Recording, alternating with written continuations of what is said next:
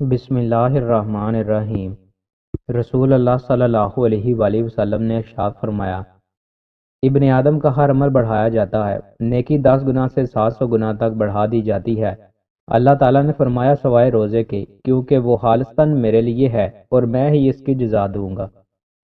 رسول اللہ صلی اللہ علیہ وآلہ وسلم نے ارشاد فرمایا، میں نے جہنم جیسی کوئی چیز نہیں دیکھی جس سے بھاگنے والے سو رہے ہیں، اور جنت جیسی کوئی چیز نہیں دیکھی جس کے طلب کرنے والے سو رہے ہیں۔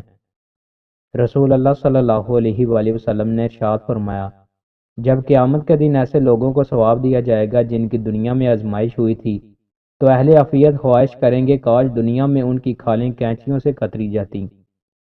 رسول اللہ صلی اللہ علیہ وآلہ وسلم نے ارشاد فرمایا، جو شخص اللہ تبارک و تعالیٰ کی دی ہوئی رخصت کے بغیر قصدن روزہ نہ رکھے تو تمام عمر روزہ رکھنا بھی اس کا بدل نہیں ہو سکتا، اگرچہ وہ تمام عمر روزہ رکھے۔ رسول اللہ صلی اللہ علیہ وآلہ وسلم نے ارشاد فرمایا، جس شخص نے اللہ کے لیے اس شان کے ساتھ حج کیا کہ نہ کوئی فحش بات ہوئی اور نہ کوئی گناہ، تو وہ اس دن کی طرح واپس ہوگا جیسے اس کی ماں نے اسے جنا تھا۔ رسول اللہ صلی اللہ علیہ وآلہ وسلم نے ارشاد فرمایا، شب قدر کو رمضان کے آخری عشرہ کی طاق راتوں میں ڈھونڈو۔ رسول اللہ صلی اللہ علیہ وآلہ وسلم نے ارشاد فرمایا، آدمی کا درجہ جنت میں بلند کیا جائے گا، پھر وہ کہتا ہے کہ میرا درجہ کیسے بلند ہو گیا؟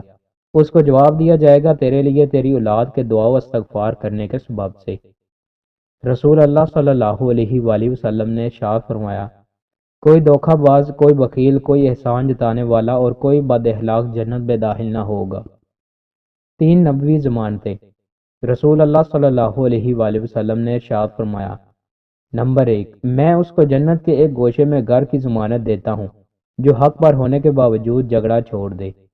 نمبر 2، میں اس کو جنت کے درمیان میں گھر کی ضمانت دیتا ہوں جو مزاح میں بھی جھوٹ بولنا چھوڑ دے۔ نمبر 3، میں اس کو جنت کے اعلیٰ درجے میں گھر کی ضمانت دیتا ہوں جس کا اخلاق اچھا ہو۔ دوستوں، مزید اچھی ویڈیوز کے لیے ہمارے چینل کو سبسکرائب لازمی کریں۔ بہت شکریہ۔